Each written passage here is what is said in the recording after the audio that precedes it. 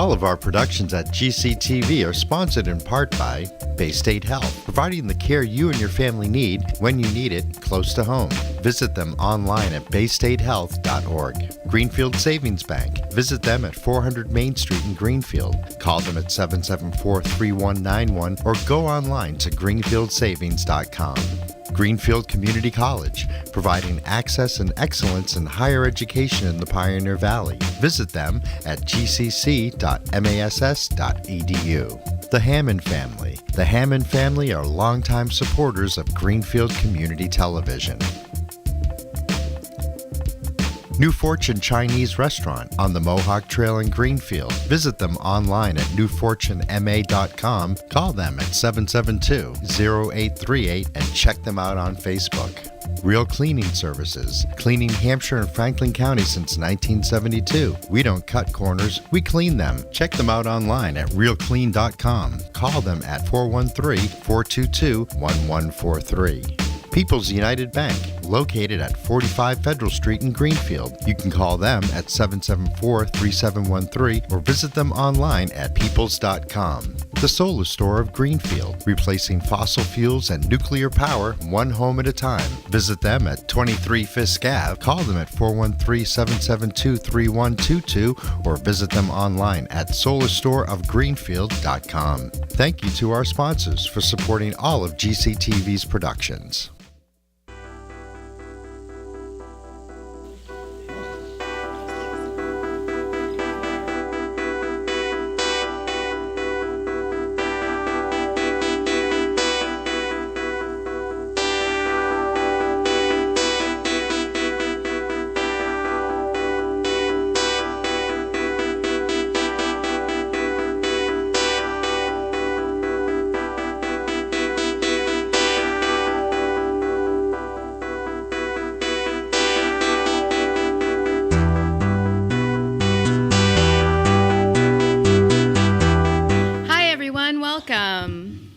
Hi, everyone ready?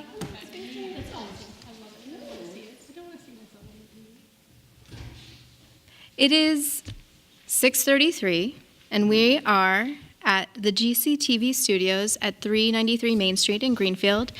This is the first regular session meeting of the Greenfield School Committee, Wednesday, January 9th, 2019. Happy New Year, everyone. Can we have a roll call, please? Mayor Martin. Here. Committee Member Hollins. Here. Committee Member Karen. Here. Committee Member Ekstrom. Present. Committee Member Ward. That's showing is absent. Chair Nunez. Here. Myself. And we have quorum. Thank you, Secretary Alexander. Is there a motion to approve draft minutes from 12/12/18? So moved. And a second. Second. Thank you. Any discussion? Member Hollins? I had a couple quick questions. On page 2, section 5A, Tracy Novick, speaking to the school committee on budget, the bullet on warrants, the bullet that says audits, did she say at our meeting that we should review the audit? She said that in another meeting. I don't remember, but if she did say that, could we include that in our minutes? That there's a recommendation that we review audits. All of the other items are pretty basic. They're general collections of what it is that general representations of what it is that we discussed, including like funding sources, financial reporting. And I have one other item on page 3. Okay. B at the top of the page, it says the city's capital improvement timeline has been extended. Did we say to when? I think the date is actually March. It's early March, but did that come up in our discussion? I'm not sure if there was a specific date spoken at the meeting itself. Okay. We are discussing capital improvement today, and then it goes to the mayor. And my understanding is that the final capital improvement vote does happen in March when the city council votes on the entire budget. I was just wondering if it had come up in our meeting. Those are my only two comments. Okay. Would you like the capital improvement budget timeline to be sent to you, or? No, I just thought it was important if the date had been mentioned to include it. Yes, Mayor Martin. Just to clarify, the capital improvement plan from departments, they were notified that they had till January 15th to bring the capital improvement plan forward. And we'll discuss the capital improvement planning process, DJB policy, when we get to it. Thank you, Mayor Martin. Okay. Any further discussions? Okay, so at this time, we're approving the minutes as they are written. All those in favor? Aye. Okay, that's unanimous. Those are done. Thank you. We'll move into public comment. Are there any members of the public that are here to comment tonight? Okay, seeing none, we will move straight into reports. I thought I saw Morgan here. Fantastic. Would you like to come down and report?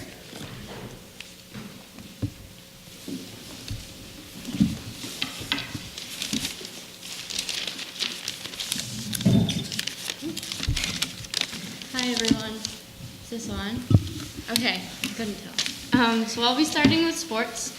The boys basketball team had a game yesterday against Southwick, and it was pretty intense. They won 48-47, so that was exciting. And their next game is tomorrow against Athol. Girls basketball had a game yesterday against Mahar, and they won 57-43. Their next game is Friday against Pioneer. Ice hockey had a game Monday against Wacona, and they won 4-0. And their next game is tomorrow against Chicopee Comp. The boys and girls winter track had their meet last Friday against Hamden Charter and Ludlow, and the boys won against both of them, and the girls won against Hamden Charter but lost against Ludlow. And their next meet is this Friday. I'll be doing clubs. French Club had a meeting on Monday, and they're buying and taking orders for T-shirts, along with going ice skating next Monday. Spanish Club currently has Drama Club is meeting tomorrow and choosing whether to do Clue, and then there were none. Environmental Science Club has a meeting next week to talk about trees and planning for Envirothon. National Honor Society is meeting next Monday. The Future Business Leaders of America had a meeting today. They're fundraising and preparing for their Springfield trip to Boston for competition. Tri-M Music Honor Society had a meeting on Monday and discussed mentorship program, possible service projects, and first meeting with new band director. Student Council has a meeting next Monday, had a meeting this Sunday, pre-selling winter formal tickets at lunch, and we have a mini dress drive tomorrow. WMIC retreat on Saturday, where students from schools in the region get to learn valuable leadership skills. Library Club is had a meeting last week and video chatted an author. Spectrum is trying to organize a meeting with the middle school's GSA and collaborate with other GSAs around the area. And Yellow having a conference with state and local representatives on January 11th, talking about homelessness and poverty in Greenfield, tobacco, vaping, marijuana, and climate change. Key Club is working on having a blood drive in February and just ended their food drive. And also for Student Council, they're having their Bocce Special Olympics on January 13th. Fantastic. And I'll finish up with academics. So Advanced European History is preparing for the Galileo trial that they do every year. AP Lit just finished As I Lay Dying by William Faulkner. APUSH are doing presentations on the Gilded Age. World History 2 are doing postcards embodying the industrial England age. And AP Bio are doing electrophoresis labs with DNA cutting. Nice. Thank you, girls. Thank you very much. Wait, I have a question, actually. Can you talk about the dress drive a little bit? Is it tomorrow? Yeah. Do you want to talk? You want me to? Okay. So I think we started a couple years ago, and the first year was kind of hard, but a lot of people were willing. We reach out to the community and to fellow students in our school if they have dresses or suits or shoes or purses that they don't use anymore. They can donate to us, and we're actually having a mini dress drive for the winter formal so that people from our school can come and get pretty nice, like not that much used clothing for free. And we also have a larger one for prom, and we open that up to the community as well and to other schools so they can come. And so the dress drive is tomorrow? Yes. And where is it? So give me the specifics on that. Oh, it's right after school. This one's exclusively just for. Huh? Yeah, I got some stuff to pick up. Stuff to drop off, come on. Oh, you can drop off anytime. Miss Mass is our advisor, Angela Mass. Yep. So, yeah, we're open to anything. Okay. Well, I'll tell you about the one open to the public if you're interested. I'm absolutely interested. I think everyone else is interested as well. I'm looking at all of you. Go ahead, hon. When's the one that's open to the public? Oh, If you don't know, it's okay. We don't have a date for that All yet. right. Not specifically, but I'll get back to you. All right, sounds good. Super. Thank you very much. I have a question. Member too. Hollins. Does the high school still have a space where, extra gloves, socks, shampoo, things like that are just sort of there for anyone who might need it in the high school? I don't think we do. I know that we did, I think every year an 8th grader does, do you know what it's called? It was, they collect like coats and gloves and stuff. And then I know Key Club has like food drives, and then they send some of that food out to families around the school who need it. But I don't think we have like an area where just, shampoo. I don't think we have that. Okay, thank you. Any other questions or comments for our reps? All right, that's it. Thank you so much. Thank you, ladies. All right, so I have a quick report for you all. You'll see in your packet today policies that correspond to our business. You'll also notice that today is our annual reorganization meeting. The policy for that is in here also. It should be the very first policy that you see, BDA. So after the conclusion of reports, we will immediately fall into reorganization, where the superintendent will take over and accept nominations from the floor. In addition, I do anticipate a couple of new business items at the end of our meeting today, just FYI. I know Member Hollins reached out mentioning something that she'd like to bring up, and there are a couple other things that we should touch on.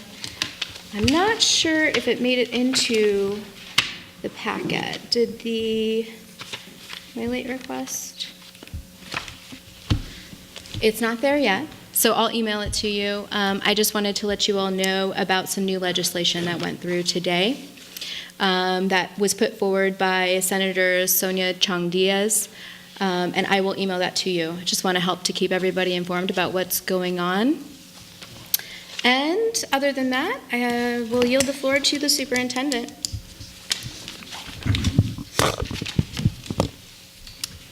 Thank you. So as always in this month's packet, you have some important information about what is happening in our schools, and you can take a look there at the exciting upcoming events. I will highlight a few of them for you as you look through your newsletters and the events that are also available on our website. Tuesday, January 15th at 7 p.m., we do have the winter concert at Greenfield High School. We invite you all to attend. The 16th, Federal Street School is taking their all-school field trip to UMass. We do have, in observance of Martin Luther King Day, we do have Monday, January 21st. The schools are closed. And we are heading into midterm exams at the high school. So from the 22nd to the 24th, we will have half-day dismissal at the high school only. And Friday, January 25th, is a Teachers' Professional Development Day. So there will be no school for students, but teachers will be hard at work. Could you repeat the date of the winter concert? Tuesday, January 15th at 7 p.m. It's the Greenfield High School Winter Concert. Thank you. We've had a couple items of note in the media recently, including a piece titled Greenfield Girls Celebrate Historic 2018 Season, featuring their athletic accomplishments this season, and another piece that just came out, I believe, in yesterday's paper about Four Corners students with a fundraiser helping ailing children. So I wanted to draw your attention to those two pieces. You do not have the traditional financial report tonight, and you can speak with the business manager about that when we get into new business. And I do have two introductions to make tonight during my report, so I'll ask to come forward Tom King and Ed Vudrin. So you guys can come down and join us at the microphones, please. So Tom joins us as an experienced principal. He has spent his career as a teacher and an administrator and is recently retired as the Northfield Elementary principal. And he joins us as the new Academy of Early Learning principal. He started in right after the break. He got right into classrooms, and he's had a warm welcome from teachers, and they're really thrilled to have him with his experience working with young children and as an experienced principal joining us here in Greenfield. Thank you for joining us, Tom. Oh, you're welcome, and thank you for the opportunity to work with the children of Greenfield. I don't have too much to say. If you have any questions, I'd be happy to answer anything that you have. And I'll introduce Ed, and then we can, maybe if there's questions for either of them. And Ed Vudrin joins us as the new transportation coordinator. Ed has a quite accomplished career and a lot of different skills that he brings to the job, but we're absolutely delighted to have him joining us and bring that expertise to our work here, managing a fleet of transportation issues and concerns, and most importantly, getting our students safely to and from school every day. Thank you for joining us, Ed. Thank you. I really appreciate the introduction and to meet the school committee. And it's been a fast 4 weeks, including with the holidays, but all the people in the administrative offices and their people have helped me get up to running speed right away. A wonderful group of people working, and Tom and I have already, in a short period of time, had a chance to work together, and that's what I look forward most to every day, communication and getting together with the people across the board in the schools to make sure that we're on track. If there are any questions for Tom or Ed, I'd be happy to take some. Just a warm welcome to both of you, and thanks for joining the team. We're glad to have you. Did anyone have any questions or comments? All right. I would like to say just a few things. I've only been on board for 4 days. But in that short amount of time, I'd like to say that the entire staff at AEL is very dedicated and certainly love the children and really know their craft. So I'm happy to be on board and happy to help them with a vision to move forward. Thank you. Thank you very much.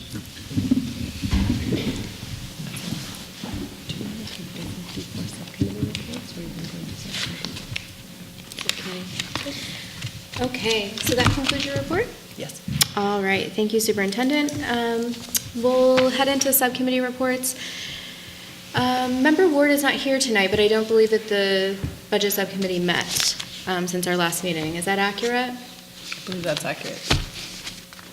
Susan squinting. I'm just thinking, because we meet twice a month, I know the last meeting wasn't held, but I don't know about the meeting before that, but it's fine. Okay. And my understanding is that there is a Budget Subcommittee meeting scheduled for this Friday, I think at noon. Is that? That's correct. I think that's correct. And we will look forward to a lot of information coming from the Budget Subcommittee. We're jumping right into budget season. Health and safety, I think you all met yesterday? Yes. And minutes will be coming as soon as we can. So yes, yesterday we met. We talked about quite a few different things. One of the first things we talked about was an update on the PA systems, on when they're going in, who's working on them, and really sort of started talking about lots of projects going on in the buildings, and also that sometimes we have joint projects between town and school and how that affects everybody's workload and making sure that the everybody seems to be on the same page at the same time, and that maybe we need to have more joint planning meetings between the two departments. There was some holdup with the lights, and that was just a situation. It's not a blame laying. It was just things got a little chaotic for everybody, and some people who weren't supposed to be helping had to step up and do work and took time out of their already planned projects to do some stuff. And so it sounded to us that it needs to be more of a joint planning in those group situations, and that perhaps there needs to be a policy or procedures in place that make that easier for everybody, and that perhaps we need to talk about votes on all of those projects and how they're going to go forward. I have a feeling it's going to come back to our next agenda. Okay. Get a little bit more into that. We sort of we're circling a recommendation of really working on requiring some sort of joint planning conference, but we weren't really sure how to go forward with that quite yet. I think we needed to spend more time in that conversation, and that wasn't just a conversation for us, really. And then we really started talking about really health education, but also sexual education in schools, and what we are doing to stay on top of current law. There's legislation that's been trying to come forward since 2015 called the Healthy Youth Act. It's really close to passing. We're all hopeful. But what we felt was that we would really love to task the superintendent with getting an advisory committee or a task force that's her group, not necessarily ours. But we were hopeful that she could look at get this group together, including our wonderful resources in our own department and also in our own community, and look at what laws are in place, what policies are in place, what recommendation of frameworks are out there, what do we have in place, and where do we need to step up, and then come forward to us with some sort of suggested next step and what they thought our district could do. That the way I understood it was that it was not our task force as a school committee. That was, a separate superintendent task force. So we did talk about that, and then we also talked about this is a subject that's come up a lot for us, is the new legislative language on recommended MOU language. And the meeting before, we had worked on what we saw the differences between the two, and we decided to forward those both to the superintendent and the police chief because we need their feedback, what they thought. For the school resource officer. For the school resource officer, correct, sorry. Okay, yeah, no problem. So I sent that out today to both of them with the current recommended language and what we saw as the major differences between the two. I think I may have forgotten to attach our current MOU for the SRO, but that will go out tomorrow, I'm sure. We have it. I'm pretty sure you guys have it. And then we talked about some really interesting new business about looking into developing areas of our health and emotional education for our students, not necessarily the sexual education health we're talking about, but the mental behavioral health.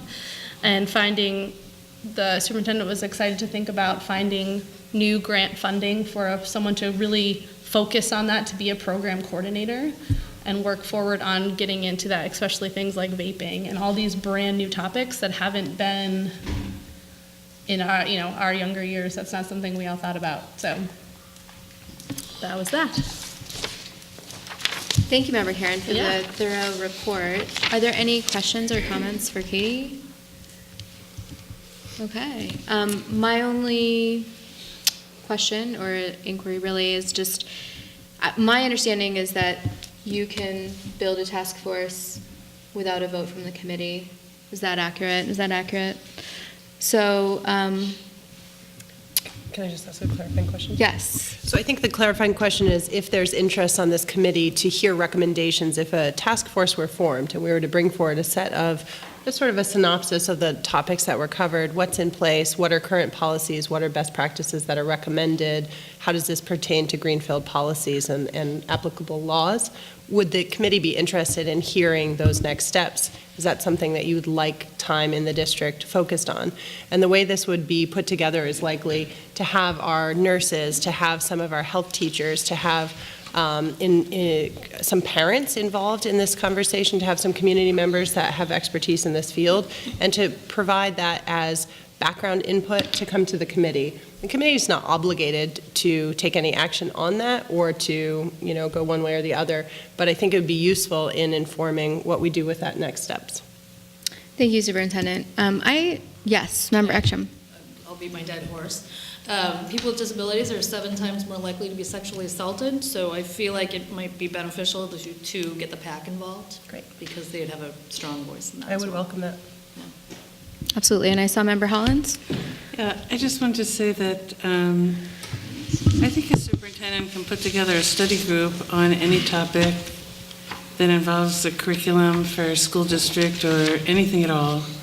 If it comes to the school committee and we start talking about task forces, we do have a policy on special advisory committees and task forces. If we're going to use that language and it's going to be coming to the school committee, then our policy does say that we authorize a advisory committee that's a task force, and that under those conditions, the school committee approves who's on it, and what is the charge and when the report should come back. So I agree, a superintendent could do anything. We're going to start talking about district task forces, though we do have a policy on that, and here we are talking about it at school committee because it's general administration. If the superintendent wants to have a study group, put together whatever she wants as part of administration, it is great on as many topics as the superintendent wants.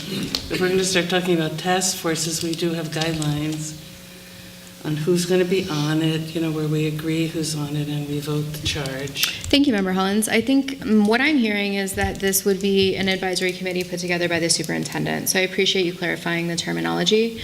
Is that accurate? Is that what was discussed at the committee meeting? So I thought that's what we were discussing at the committee meeting. It's come to my attention that is not the understanding that Dr. Hollins had, that we did not understand the same thing. I thought we were talking about having the superintendent do this. Not us creating a task force, that this is her and we want to hear the results and we support her in this decision and we want to hear what the next steps would be. So I didn't understand that this miscommunication had happened until after, unfortunately. Okay. Mayor Martin? Yeah, I would suggest that the school committee subcommittees report back to the school committee with a recommendation, and they'll make directional instructions to the superintendent or to anybody else. So if your subcommittee reports back to us with a recommendation, then it will be up to this committee as a whole and the chair to instruct the superintendent to do a certain item upon the subcommittee's recommendation. So unless I misconstrued this whole conversation, we're looking for the superintendent to present to the school committee best practice on whatever the topic might be. So however she does that is up to the superintendent. Correct. So I'd be willing to support a directive by the chair and the school committee to have the superintendent produce a certain document with recommendations and best practices at the, what does the subcommittee suggest, 30 days, 60 days? I think that's 30 is an unreasonably small number for the scope of what we're trying to cover here. I feel comfortable with 60 to 90, depending on what the superintendent felt comfortable with. I don't want to force people to make decisions or, do research that takes time quickly, considering how many other things they need to. But it would, as discussed, that we would love to start being able to think about changes for the next school year and start implementing the things that need to happen. And that can't happen if we take too long. But okay. I'm hearing a motion from you, Mary Martin. I think we're getting there. We're getting there. Bring some information together out. So we have to submit our budget on March 7th or 8th. Right. So then we're getting close to 60 days or less to have a recommendation to have that put into our budget, if that's the wish of the committee. So I'm just leaning and deferring to the subcommittee to decide how soon you want the report back from the superintendent. And then the superintendent has to see if that's realistic. Yeah, obviously, any budgetary implications would have to come within the budget timeline, but I think one of the areas that was discussed at Health and Safety was about any potential curriculum shifts, which could be within our existing budget as far as curriculum goes. So that particular area might be slightly more lengthy in terms of taking a look at what's out there, coming back to the school committee. Perhaps there's a need for further exploratory committee at that point, something like that. Any budgetary recommendations would have to come sooner. Okay. And then my second concern is that I've been lobbying for civics and local history for probably 7 years. Mm-hmm. And I would hate to think that we have to leapfrog those two longstanding desires of the different various school committee members over time into something new. And particularly when civics does have a legislative passed law for the districts to produce a plan. So I think we had to see that plan first, because since that is a law, and if there's another law pending or a bill pending that might be a law, I think should step back and wait until it is a law. Well, sorry. Well, actually, I'm gonna put a pause on this. So, just to speak to you, Mayor Martin, or not to you, but to the civics, this is one of the superintendent's goals. So we will be hearing about how the civics curriculum will be implemented, and it is the law that needs to be implemented in the coming school year. Mm-hmm. So we will have discussion on that, and we can check in with the superintendent as to when she anticipates having that. However, what I'm hearing you say, and I'm starting to hear a little bit of consensus, is that the committee is interested in hearing the findings of the exploratory committee that the superintendent is interested in putting together. And we're interested in hearing that in a timely fashion, but in a timeline that makes sense for the committee's priorities and for the superintendent's overall timeline. Do you feel that that's accurate? I think that Member Karen's suggesting 60 to 90 days. It sounds like there's a little discussion that needs to happen related to timing, but I think we can all agree, or most of us will likely agree this evening, that we're interested in hearing back about this. I think that's true. Okay, so Member Hollins, and then I think we have a motion. Yes, I just want to clarify, my point is that the superintendent can do whatever the superintendent wants with the curriculum without our having to vote it. I'm a little uncomfortable that we have to vote something for studying what we're doing in schools to happen. That was my point. When we start voting it, we've got some guidelines. What I would think makes sense, since you've clarified one of our goals this year was to look at civics, why don't we just say that in addition to civics, we'd like to look at sex education and not get involved? Because once we start saying who's on it and when we're getting a report, we're back into making these decisions of having task forces. So why not just vote that we add sex education and the new Healthy Youth Act to our goal for curriculum this year? And let the superintendent do it however she wants. That is not what I was suggesting, but I do think that we can pull back just a little bit and still satisfy everyone's intent here, which is to simply state that we're interested in hearing back the superintendent's findings and leave it at that. And the chair and the superintendent can work out when it makes sense to get that information. And of course, in the meantime, conversation can be had at Health and Safety as needed. Are we satisfied with that as a conclusion? Do we want to formalize that with a motion? I don't. I think we're good. Okay. We're looking at So me. we're looking, I think everyone's pretty good with that. Look at you. All right. Look at me. We've got a video record of this, so we're all nodding our heads. We're saying yes, we want to hear back. Thank you for that discussion. I appreciate everyone's patience in working through that. So, is there anything else from Health and Safety or any questions or comments for Health and Safety? Okay, thank you very much. So, Superintendent, we will look forward to more conversation about that, and we will not forget about civics. Our next subcommittee, policy subcommittee, Secretary Alexander, would you like to report out? Yes, since our last full committee meeting, the policy subcommittee has met with the MASC representation on the policy review. So far to date, we have completed sections A and D in the policy review, which revisions, changes, updates is on its way to the full committee for adoption and discussion at this level. Currently, we are deep into sections B and hope to be moving on to section C in the next couple of weeks before the end of the month. So a lot of good work is being done on this subcommittee and a lot of good conversation. So moving on to personnel. Personnel did not have a meeting in the last 30 days. Thank you. Thank you, Member Alexander. And I'll just add in a little bit about policy. There may be a need for a special school committee meeting in order to review the policy. It's a lot of policy work. And as it is right now, we're looking at a very, very full February meeting with no policy involved at all. So just keep on the lookout for some correspondence about that. That may need to happen.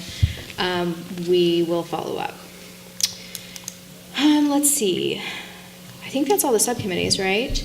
The school committee representatives.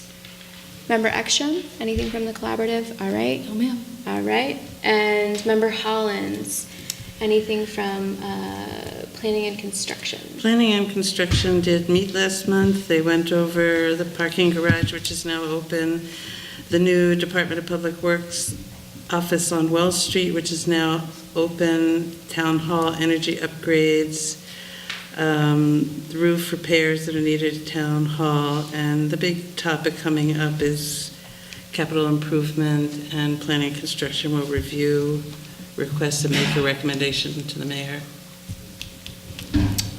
Fantastic. Any questions for Member Hollins related to that?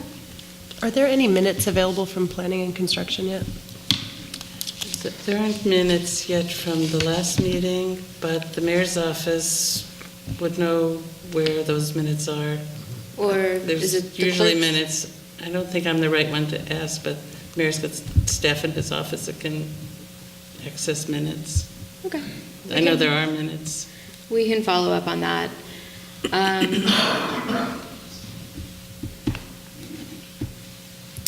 Okay, so at this time, I will yield to the superintendent to jump into our reorganization. For those of you, I think all of us, I guess we've been through an organizational meeting the very beginning of January. Last year we did this. Policy BDA is before you. It outlines that we do this every year. We will take nominations from the floor for someone to serve as chairperson for this year, as vice chairperson, and as secretary, and officers hold their positions for 1 year before we do this again in January. And I will just say that it's been a real privilege and learning experience and an honor to serve as chairperson this year, and I appreciate the opportunity very much. So if you want to take over. Great. I will now accept nominations from the floor. Is there a nomination for chair?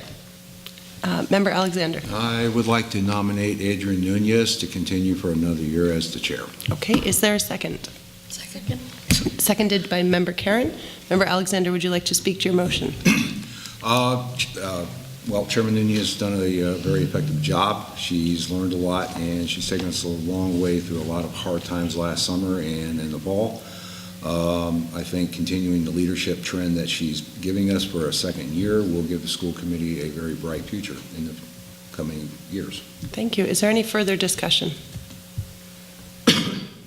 Member Hollins. I'd just like to commend Member Nunez. I think she runs respectful meetings and sets a good example. Is there any further discussion? Okay, hearing none, are we prepared for a vote? This needs to be a roll call vote. As a point of order, who takes the roll call? Is it Member Alexander as secretary? Yes. Member Alexander, could you please call for a roll call vote? Even though he made the motion? I think that's okay. Okay, go for it. Let me put on my second hat. Committee Member Hollins. Yes. Committee Member Karen. Yes. Committee Member Ekstrom. Yes. Mayor Martin. Yes. And I myself vote yes. So the vote is unanimous. Congratulations. Thank you. Thanks, everybody. I really appreciate the kind words, and I appreciate your support and your patience with me, because I know that I've made some mistakes along the way, and I know that, as I said earlier, I've learned a lot this year. So thank you very much for that opportunity, and I will do my very best in this next year to continue serving. Yeah. At this time, we'll take nominations for the vice chair. Are there any nominations for vice chairperson? Member I would Ekstrom. like to nominate Katie Karen for vice chair. All right, is there a second? Second. Seconded by Member Alexander. Any discussion? Would you like to speak to your motion? Sure. Katie has really taken to the school committee and has done a lot of work. She's really invested in the district and all the schools, and I can't imagine a better person. It's gonna be so red. And I might make her cry, and that'll be fun. It's really red. Okay. I 100% support Katie moving into that position. I'm very excited to know that Katie will be serving on this committee for 3 more years. And I think that moving into the vice chair position is a great learning opportunity also. And I will, I'll leave it at that. So, all right. Any other discussion on that? Member Karen, if voted yes, would you like to accept that? Yes, Okay. it sounds like a wonderful learning opportunity. Okay. Mayor Martin. Yes. Committee Member Hollins. Yes. Committee Member Ekstrom. Yes. Chair Nunez. Yes. I vote yes. Vote is unanimous. Thank you. Congratulations. Thank you. Vice Chair Karen. And at this time, we will take nominations for secretary. Member Hollins. I'd like to nominate Susan Ekstrom. Is there a second? Second. Second by Member Alexander. You're ready to let go. Member Hollins, would you like to speak to your motion? Yes, I think as with Member Karen, Member Ekstrom impresses me as a person who likes details and is willing to do some reading, and because of her special ed background, she understands the importance of certain paperwork being done at a certain time, and it's one of my interests that our minutes are compliant with laws, which requires sometimes checking, what are the recent laws on that, and I think she has the background to do a really good job, and besides, it's a job that sometimes should rotate, I think. Okay. Any other discussion? All right, Member Ekstrom, if voted yes, would you accept the nomination? If Don mentors me, yes. All right. Okay, Don, take it away. Okay, Mayor Martin. Yes. Committee Member Hollins. Yes. Committee Member Karen. Yes. Chair Nunez. Yes. And I vote yes. The vote is unanimous. Thank you, Member Alexander. So technically, yeah. I feel like this is really something that should stay with you through the rest of the meeting. That was an interesting baton pass. And I'll go get some notebooks. Thanks, everyone. So yeah, technically you are now the secretary and you are the vice chair. I'm willing to let Don carry the mantle for one more night. All right, Don, do you accept that? Do you accept that responsibility? All right, Member Hollins. Before we go into the next year with new officers, could we clarify 3 or 4 issues that are confusing in how we operate? I think that we should hold that discussion until next meeting or until new business. Tonight. Uh-huh. If you want to bring it up in new business as a new business item, it's a new business item. Okay. Thank you. I do appreciate feedback. Over time, we've heard a lot of feedback, and I look forward to hearing what you're saying. let's just move right on into our business. All we had to do today related to the reorganization is the officers, and we've done that. Thanks, everyone. So we will jump right into business item number 1. We're going to have Ms. Cloutier come to the microphone. Good evening. Thank you for having me. I'm here to talk about my upcoming trip to Puerto Rico with the Greenfield High School students in March, and I have some disappointing news. I was notified by email from the company on January 2nd when I returned to school, and that's the date they sent the email, that they had put us on 2 separate flights with 2 chaperones, each with a group of kids on 2 separate flights. I immediately started contacting the company and really saying this cannot happen. I've been working with the company, with Superintendent Hollins, and with Principal Patnode, and they're not willing to budge. So today, after a long week of negotiations, we've decided to cancel the trip. Students can't travel, the idea of having 2 chaperones for safety purposes, that would just cancel that all out. So we really had to just go that route. We have looked at other companies. This was the first year I had been using this company, and clearly I won't do that again. So the other companies came up with a plan at the last minute, but because it's so last minute, it was really not cost effective, not fair to the families, and so I'm just kind of here to let you know that disappointing information. And when you say 2 chaperones, meaning there was 2 total? So there was 2 of one us chaperone for each plane, I guess. Well, we had 2 total, assuming that would be all together, and we were following the plan of this committee to be all together. And so immediately I told them that it wouldn't work. We couldn't do that because I was with about 7 kids, and then Tamara, the French teacher, was with the remainder of the group. And should something happen to one of the students or to myself or something, then the rest of the kids would be by themselves. There were layovers in 2 different cities, just bad, just something that couldn't happen. So it's not the news I want to share, but it is what it is. And the airlines wouldn't, I have no idea. You couldn't It's all contact the purchased airline through and the say, company. It's not, I don't have any access to the ticket information. Once, the company buys them, they're the ones who have access to that. Right. But there isn't, so I guess what I'm getting at, and maybe this is all a moot point, you couldn't contact the airline and say, look, we have this situation in the event, could someone help us if there was some emergency, or just, I have no idea. I didn't do that. I'd hate to miss the opportunity, is my Well, point. and Jordana and I were talking just as late as a couple of hours ago, is to try to come up with any other solutions. And I've been doing this for 22 years that I've been traveling with kids. I've never come across this before, that a company would dare to do that in student groups, to separate into 2 different groups. And in my best professional judgment, this is, we've contacted the parents immediately and really looked into what could we possibly do. I did a lot of arguing with the company themselves, the supervisors. I immediately said there needs to be a supervisor ready to speak to me at 12:10 during my lunch, and this is unfortunately where we're at.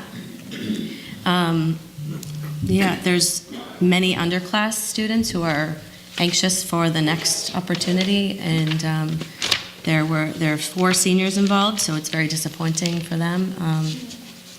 But I think this is the best solution. Tara, was there any loss of funds from the group with the airlines or with the individuals? Through the company, they kept the $95 registration fee per student, which I can't tell you how much I've been arguing with them, because I just disagree. I don't believe, they've owned that it was their mistake, that the person should have said that was a possibility. I don't know why they would have that as a possibility. And that's, they get refunded everything except that. Are there any plans for an alternative site within the United States? Not for March. It's hard to pull it off in this much time. I really worked hard to try to get it. And once you're close, as you know, maybe if you're purchasing airline tickets, the closer you get, the higher the price becomes. And so trying to make it all happen within this time frame is a big challenge with a budget that works for our community. So. Thank you. Nice try. Thanks. Thanks. I'm really sorry to hear this news. I was very disappointed. And I appreciate all the effort that you've put in, the superintendent has put in into trying to find a remedy. And just for myself, I would support you in trying to find a trip at a later date, perhaps early summer, I'm not sure. Obviously, you have a better idea of what could work for you and for the students. But thank you very much. And if there's a way that you feel that the committee can support you in the conversation related to getting the fees back or anything like that, I would definitely be interested in hearing that. Any way to support you and the students in this situation. Thank you. I appreciate it so much. Is there any other thing about that? I would wanted to address something that you addressed with the students very briefly, if that's okay. Sure. We are still accepting donations of shampoo, clothing, warm clothing, that kind of thing at Greenfield High School. It's not necessarily well known to students because we don't want students who are receiving those items to necessarily feel embarrassed by it. So it's more private. But those things are still happening at Greenfield High School. We'd be very welcome to have you. Donations are accepted at the office during normal business hours. If you stop in and talk to either Brenda or Becky, they'd be happy to take that. We're actually looking for the trial size things of shampoo or deodorant or personal care items. We have students coming to the nurse asking for those things, so we'd be really happy to get those. As far as the dress drive goes, there's less clothing for men that's available. We really are looking for dress shoes for men. We were just told that yesterday at our faculty meeting, that it's something that girls tend to wear a pair of shoes and then not necessarily use them again, and men kind of will hold on to them. That's what they said at our faculty meeting yesterday. So we're looking for suits and clothing like that, but also warm clothing, things like that. We have a lot of needy students, and we're always happy to take that. Thank you. Member Hollins. I just want to thank you for the information. I'm always wondering, is there a need for toiletries? Is there a need for warm coats because we have the little children? And it's not clear to me where to go. So if there's a contact person and a way to know what's needed, that would be, people ask me to have more if it was clear. And I heard you say just to contact the in the main high school office. If you contact the high school office, they're accepting donations at all times, and it's very needed. So thank you for asking that, and I thank you for allowing me to share that as well. Thank you. Yeah, I appreciate you clarifying that information. Thanks a lot. Okay, and thanks thank for you waiting. all. Good night. Okay, business item 2, Mr. John Hickey. Mr. Hickey he's not here, will right? not be presenting tonight. He is also withdrawing this request. This was a request for overnight travel related to an athletic event that was just over the border and was therefore out of state. But in consultation with some players today, he's determined that there's not a need for this trip, and so there's no request before the committee because the trip will not be happening. Thank you, Superintendent. Okay, let's jump into the capital improvement plan review and vote. We are looking for a vote today so that the recommendation of the committee and the superintendent can move forward to the mayor's office, and we can stay in alignment with the capital improvement planning schedule. This is, I believe, the very last couple of pages in your packet. So can I just clarify?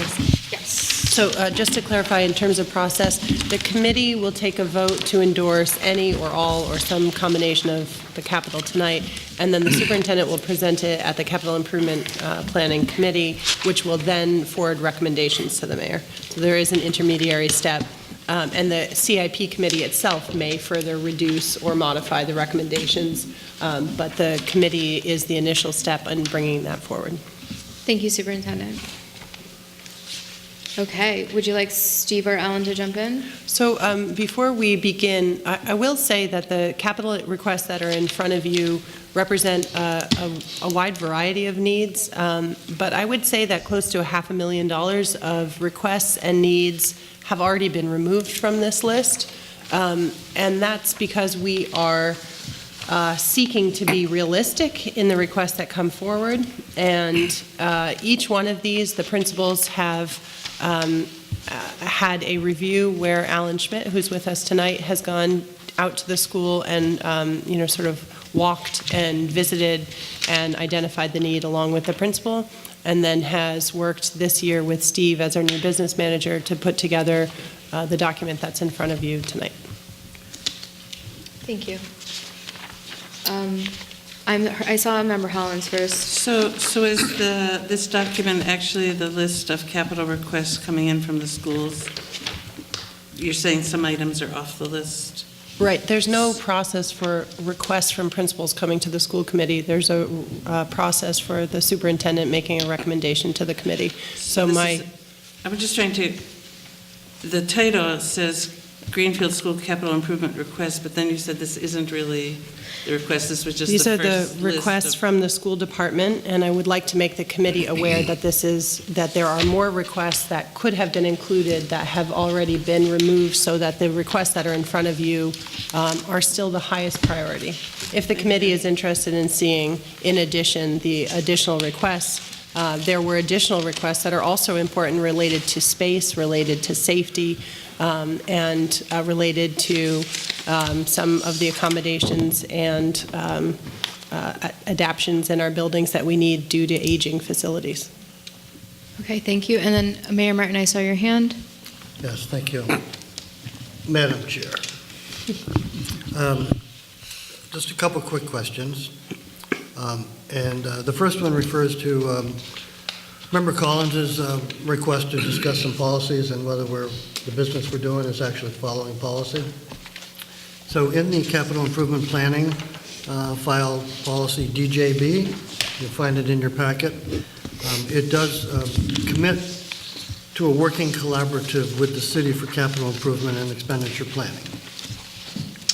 And so the committee, Capital Improvement Committee, does a 5-year plan. It looks like this is a 3-year plan. But our policy calls for the committee, the school committee, to review the 5-year plan and not receive it. I received mine at 4:33 on Friday afternoon to have a capital plan to review and vote on, as you suggested earlier. I don't think is possible. Because of the background information needed, at least for me, at this level. So I'm wondering if we should even continue with this. Secondly, the total amount seems to sum in year number 1, $1.1 million, in year number 2 and 3, $35,000. So it's obviously 4 and 5 aren't there, but 2 and 3 can't possibly be $35,000.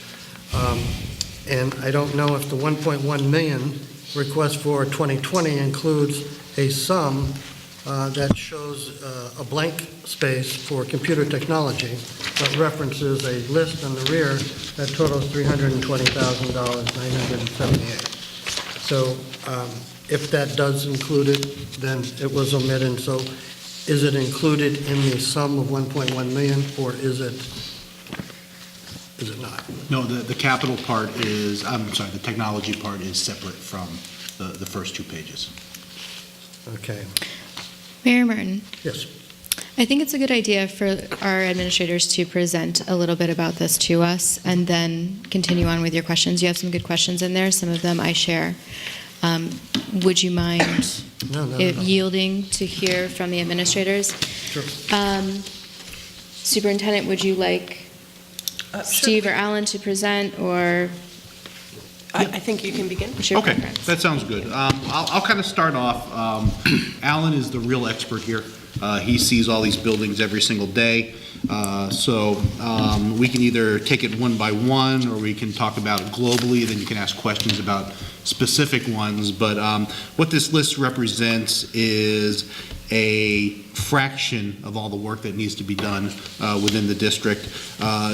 Most of these things you probably have seen before or heard about before, like the Newton paving, because they've been on there for a while. And what it represents is health, safety, paving work, those types of items that are very important to the daily operation and the safety of the kids. So do you want to start with number one, or do you just want to start with individual questions about certain items?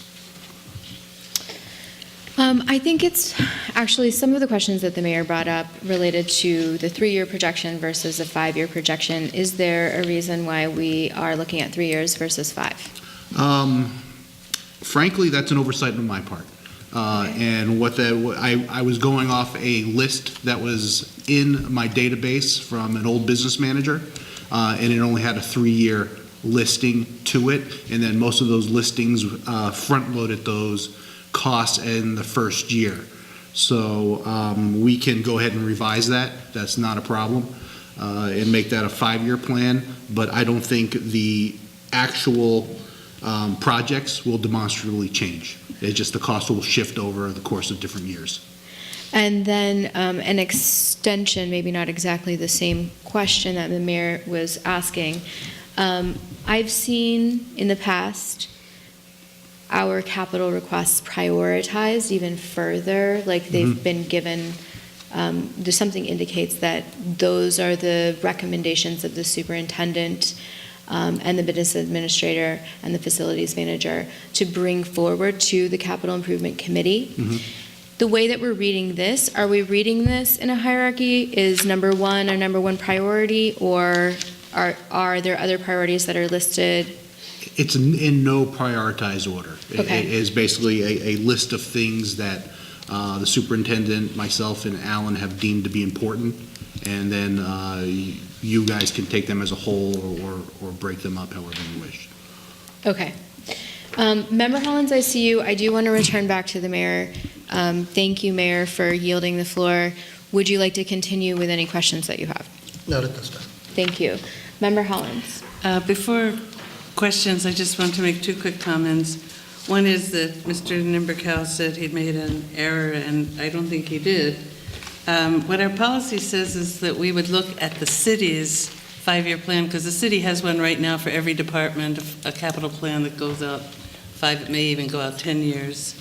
So the idea of the policy is that we would see what the city, what's the existing 5-year plan, so all of our roofs and everything, it's already, anything we've ever requested is somewhere, if it was considered but moved to a different year, there's a plan somewhere. So the idea was we could see what the city has right now in its 5-year plan.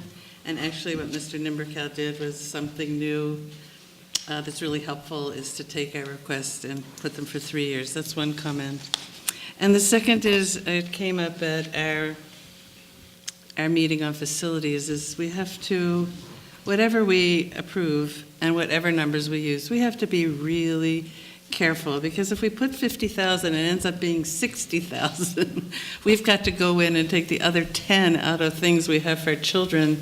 So I think we have to be, this is my 2 cents, more deliberate and accurate with something. I think it's customary, maybe a 10%, overage provision, because if you don't use it, it's going to go back to the city anyway. But it's like project after project. It's 10,000 more than what the request was, or 15,000 more, and the school district's being asked to pay that. So, 1 second, Member Hollins. That's I'm it. hearing a question in there. Did you all take into consideration any overage when you were calculating these numbers? When we looked at the budgetary numbers, we frankly budgeted high. Okay. And so, sometimes there's things you just don't know that are going to pop up, but we feel as though these numbers represent the high side of what it would cost to do the projects. okay, thank you. Yes, Member Ekstrom. I just have a question. I'll need you all to educate me. Is the district or schools eligible for any not discounts, but I guess reimbursements or something from the state for things that are purchased, such as a stove or fridge freezer. Because I know if you have, state comes over and does an evaluation on your stuff at home, they will give you some credits or whatever towards the purchase of new things. I'm just curious if that happens with school districts. I have no idea. Yeah, actually, other districts I've worked in have taken advantage of grants, equipment grants. Yeah. And it's based upon your free and reduced lunch population. So Greenfield may be a little tough to shoehorn ourselves in there, but it's worth an application. Usually those applications come out in October, November-ish. So, we'll keep an eye out and ask for that grant money when it comes in. Yeah, I was just curious. And MCAS is going to be administered exclusively by the computer, or by computer. And the MCAS is required by the state. So how is it that the state isn't giving us computers for the tests that they're telling us that students have to pass in order to graduate from high school? It Seems to be a little bit of a loophole. Unfunded mandate, which we have a lot of, so. That's neat. Awesome. Thank you, Member Ekstrom. Any other comments from members? Member Hollins? On anything? Related to capital planning? Yes. Okay. I thought just... No, I thought maybe on the topic. Yes, I have a couple more questions. My understanding is unless we're building a new school or renovating a school, that the food service equipment comes out of the food service budget, or it has historically.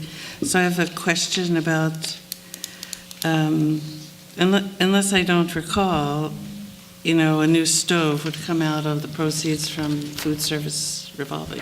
I think generally they do, but in the past, in the spreadsheets that I've looked at before, there was a food service requests for these types of equipment. So I was going off the past history of what was in the spreadsheets. I can't remember except with the high school, the renovation of Green River and every school, just seems to me it always came out of food service budget. But I don't remember. Any other questions?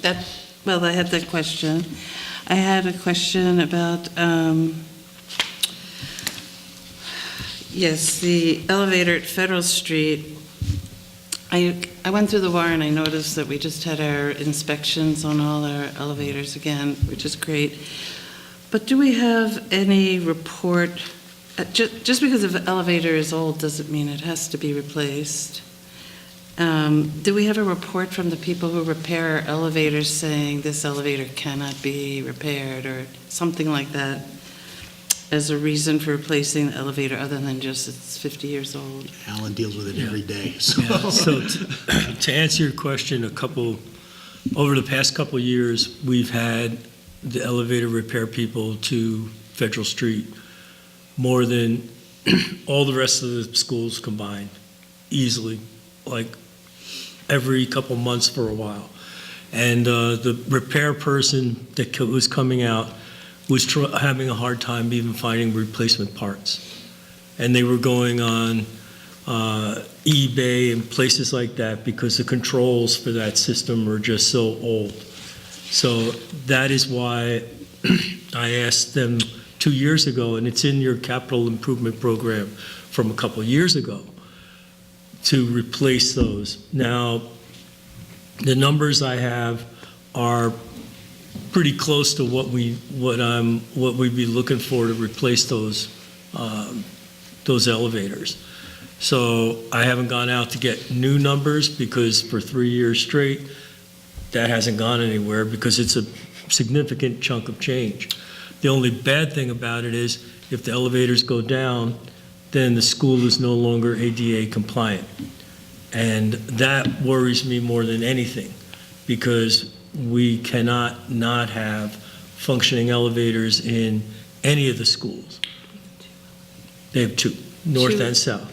2 elevators and one needs to be replaced? Both of them. They're both the same age. 2 elevators, both need to be replaced, and each is $250? No, 125. Each is $125. Mm-hmm. That's an old. That's a number from Sometime. 2 years ago. Ellen did talk to us about it at Health Safety Facilities a couple months ago. Any other questions or comments? About anything on here? I mean, I'd be happy to Do you run have down, more I'd be questions? happy to Could we run spend down 5 a minutes? quick list, a quick thing on it. Could we just ask Alan, because Yeah. he's here, Absolutely. to just briefly give a summary of the projects that are on here, not in any great depth, but Okay. to just summarize, because folks at home don't know what we're looking at, and to talk a little bit about the needs that we're bringing Okay. forward tonight. So you have the Newton paving project that everybody who's been around this for a while has been knowing that this needed to be dealt with. We have a teacher slash parent parking lot that is insufficient to its use. We have the teachers parking on a hill next to the gym that is not paved, and what part is paved is at a pitch where it is not a safe place to be walking when it's icy and stuff. That needs to be redone. And I've talked to people about what it would take to do that, and there is the space there to take all of teachers' parking, put it on the side of the building, and allow that parking lot out front to be what it's supposed to be for the public. And we've already got a jump on taking care of the stairs, so that part is squared away. But the parking and the paving in that area are in pretty rough shape. And I did meet with the city engineer, and we can do some of this right now on the less expensive provision of grinding and putting down more asphalt. But if we continue to leave these kind of things without dealing with them, we'll be back to where we were with North Four Corners, having to take everything down to the subsurface and replace everything. So these paving issues, if left undealt with, go up in price astronomically. It's not just fixing the problem, it's replacing the problem. And you can sit there and pay this much now, or you can pay a whole lot more when it falls into real disrepair.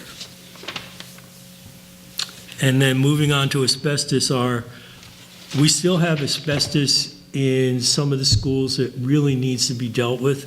Four Corners, the closets along the hallways, and the cubbies, if you want to call them that, and the closets in all the teachers' classrooms. Underneath the floor in the cafeteria, I found out, thanks to a tile popping up, is asbestos tile. So there's quite a bit of asbestos still in that school, asbestos tile. I want to be real careful about what I say. That should be dealt with. The priorities would be the hallways where the cubbies are and the teachers' closets. Moving on to the fencing, because I don't know anything about kitchen equipment. We have fencing at Newton that is rusting and in disrepair and falling apart. Four Corners along the entire back perimeter of the school, between trees falling on it and just its age should be replaced. And at, I should have said that was North Parish or AEL. Four Corners, there is a request to do something about access to the playground from the parking lot of Burniston Road. For cameras, there are a couple of blind spots in the camera system that was originally put into all the schools that was supposed to take care of the exterior of the buildings. So this way, you could keep an eye on the playgrounds, the parking lots, and any incident that happened in the perimeter outside of the school, you would have something that you could draw upon for an explanation of what happened. Unfortunately, The camera on the outside of Federal Street. Wait. We don't want to give specifics about. All right, we have a couple of blind spots that people can get into the school.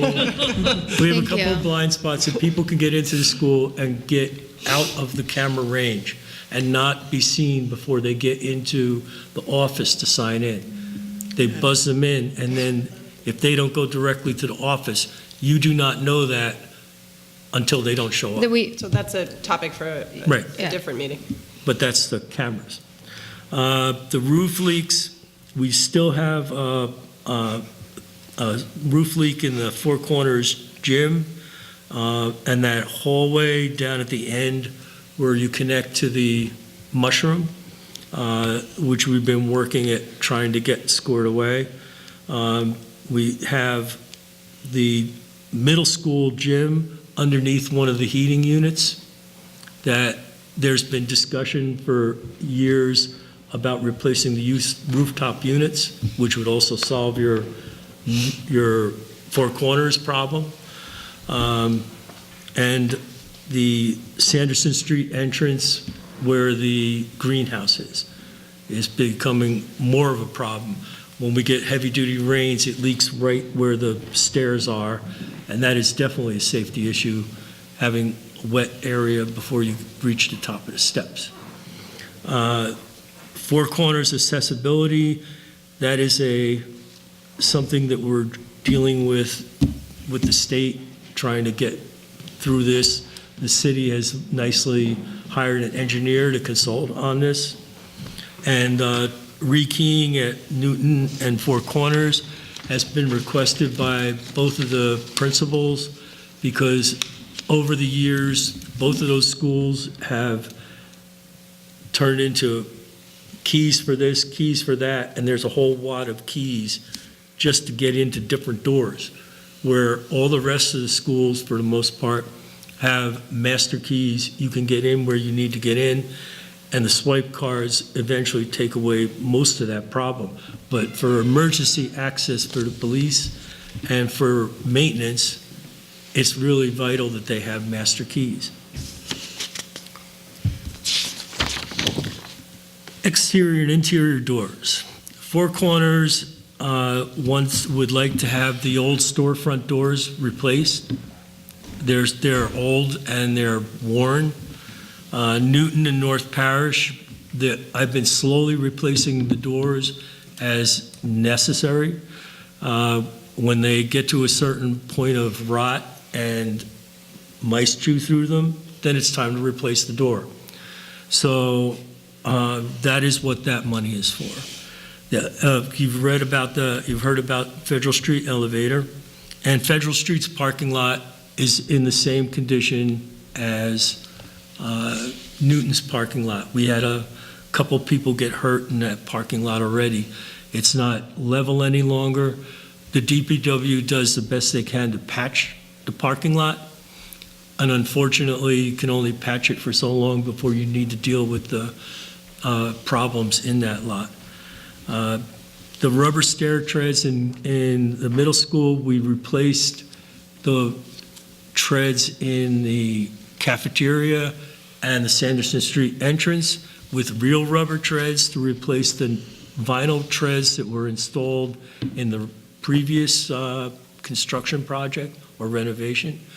And to do the remaining 4 stairwells, it would cost $80,000. But on the flip side of that, if they're real rubber treads, Johnsonite treads, then you're not going to be dealing with those. None of us will be here when they're a problem again. But right now, they are slowly falling apart, and when they become a trip hazard, then they become a safety issue. Thank you, Alan. You're welcome. I'd just like to thank Alan for his work being out in the schools as far as the safety and maintenance perspective, and for bringing these concerns forward. I'd also like to thank the principals who we asked to be in classrooms, but we also asked to be in parking lots. And so I appreciate the coordination, and to Steve for putting it together. And I hope that the committee will understand that these are sincere needs and that our job is to keep kids safe, but we do need a safe infrastructure to be able to do that. I'd like to say something too. This reflects a summary of the city form that they send to us and have us fill out every single year. And actually in the city form, I forgot about this, the city form only has 3 years on it. So that's how 3 years got onto this. So apparently the 5-year is a long-term plan. The actual form that we fill out only has 3 years on it. So that's why it had 3 years. So I just remembered that. Thanks. Thank you, Steve. I strongly encourage us to vote on this evening. If we'd like to discuss a little bit of prioritization, I think that's okay. What the mayor pointed out is that this is a collaborative process. There are multiple steps ahead. It will now, our request in putting forward an honest representation of the needs of our facilities is very important for the Capital Improvement Planning Committee to see. It's important for our community to see. And I think it's okay for us to be putting forward a large value and encourage our superintendent to work collaboratively with not only the CIP committee, but also the mayor in terms of prioritizing projects moving forward. With that said, I move to support the 3-year projected capital improvement plan. Scratch that. I move to support the FY 2020 capital improvement requests put forward today, striking item number 3, food service kitchen equipment, including the number for our technology needs, and prioritizing number 6, roof leaks, and specific safety items that the superintendent deems most necessary. Is there a second? Second. Second by Member Alexander. I'm seeing Member Hollins first. She's had her hand up for a second. Then I saw Member Ekstrom, then Mayor Martin. I'd like to suggest that number 6 be removed. I agree with you, it's a priority, roof leaks, for 2 reasons. One, it already was approved. It was not. Well, the mayor approved this already, but the second reason is it was not going to be paid out of capital borrowing. When you approved it, it was going to be paid from a facility stabilization fund, which was different than capital borrowing. And my understanding is that at any time you could go back without this, that this doesn't, you have already, I'm not sure. Is there a question in there? I think you're asking the mayor a question about. I wasn't sure this had to be on here as a capital borrowing. Do you know? Okay. The answer is no. So if that was approved, then the money would have come from the stabilization fund, but it was not approved. And so the money was returned to the stabilization or not used. So the school committee and the CIP committee do not determine the source of funds. I see. It would still be under capital borrowing. It's only the project approval with the amount. Okay. And then the finance group determines where the funds come from. Borrowing, thank you. Stabilization, whatever it might be. Thank you, Mayor Martin, for the clarification. Did you have further comments? Yeah, I just wanted to say I agree with you. If we don't get roof leaks when they first appear, the deterioration and the cost just expands and expands. So I really agree that's a priority. And the Newton paving has been an issue for years. It seems like there finally is a solution on parking for staff. But the fact that that isn't addressed year after year causes safety problems in the winter with children because of all the backup and people not being able to access the parking lot. So I really see the Newton paving as being a high priority on this list. Thank you, Member Hollins. Can I also chime in?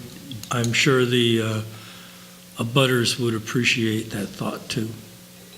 Thank you, Alan. Member Ekstrom. So your motion was to vote on everything less the tech plan? I couldn't, No, Susan, could you read back what I proposed? To support the FY 2020 capital improvement request put forward today, striking item number 3, food service kitchen equipment, and including the number for our technology needs, and prioritizing number 6, roof leaks, and specific safety items that the superintendent deems most necessary. Thank you. So my suggestion is to include the technology number in this list. I think it's very important to be transparent about our technology needs. that's fine, I was listening to what you had said, I thought, wait a minute, anyway. Apologies. Oh, no.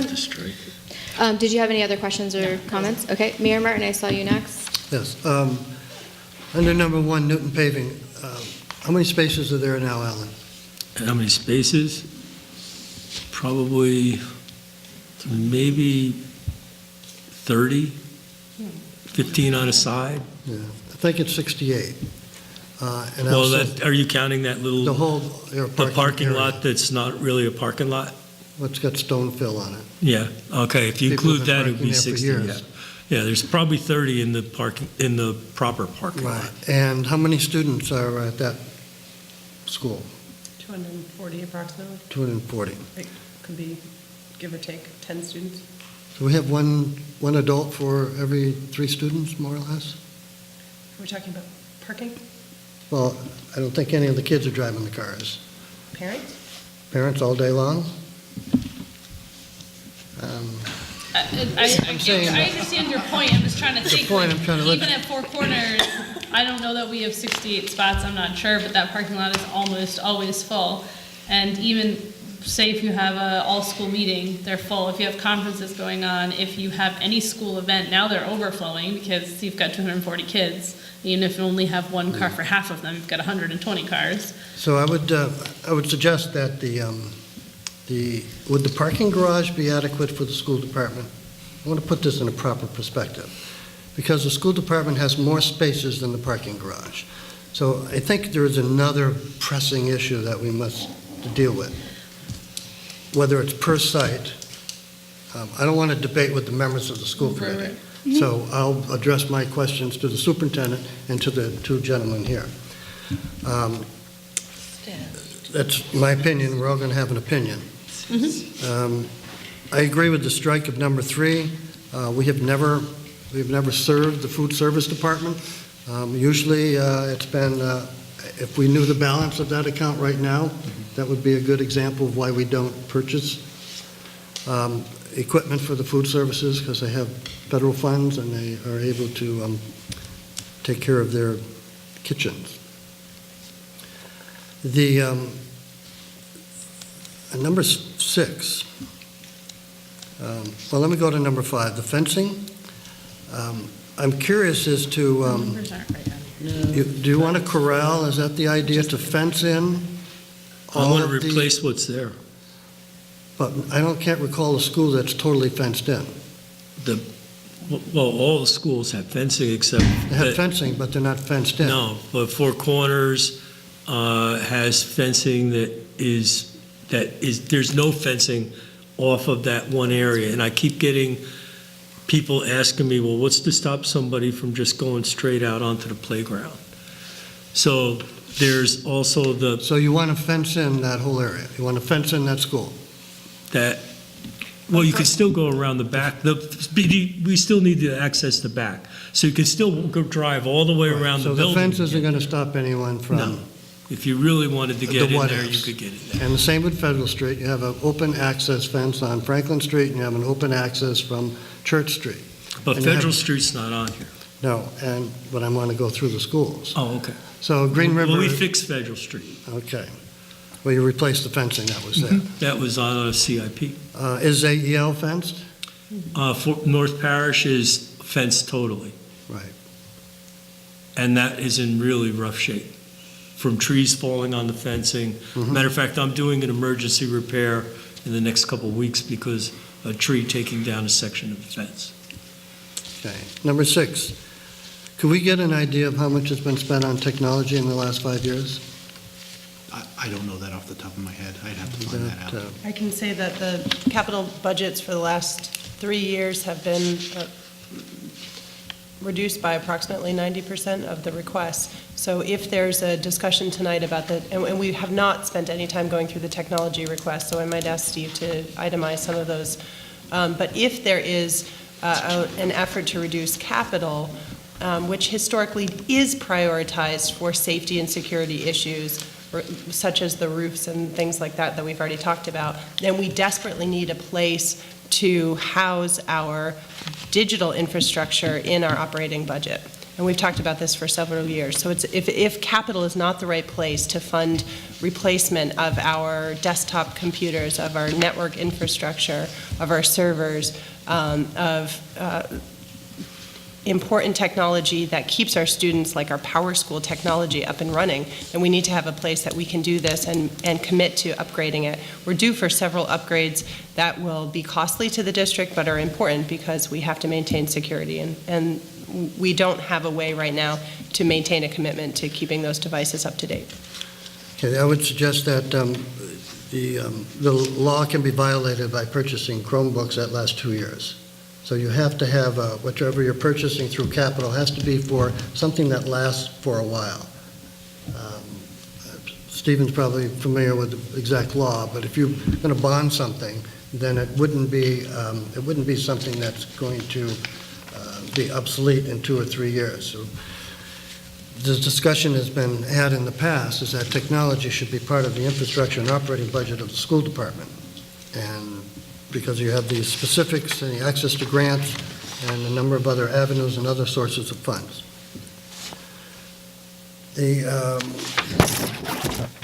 You might want to, I'm sorry, may I interrupt?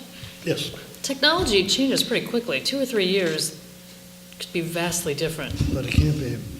Well, I understand. It has to come from a fund that is not restricted to a longer-term That's what you're product. saying. Right. Okay. On the cameras, who monitors cameras? The admin assistants. And the building principals and the school resource officers and law enforcement if necessary. So the way we set it up with new construction at the high school is exactly that way. So you had a couple of opportunities to monitor and report and retrieve. Mm-hmm.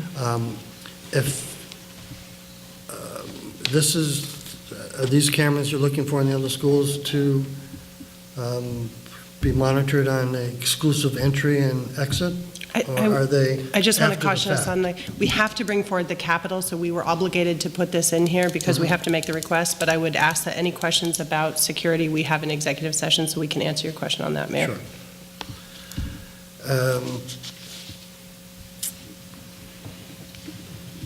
And the rekeying, has the department entered into the swipe key board at any other school other than the high school?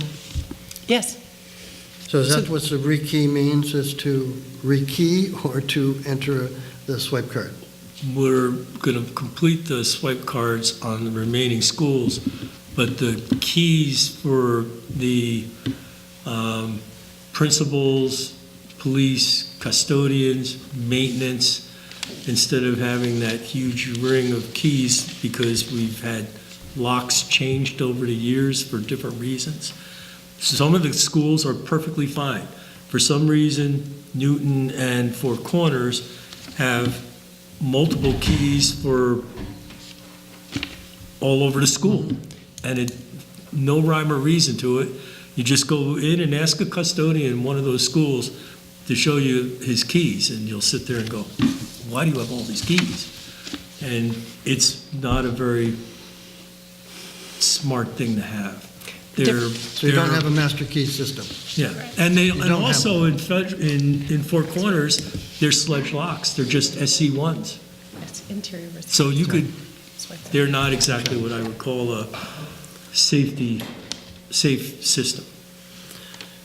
We had exterior and interior doors allocated for several years, and then I think that it was expended probably 3 years ago. We've been using it for those doors that have been falling apart.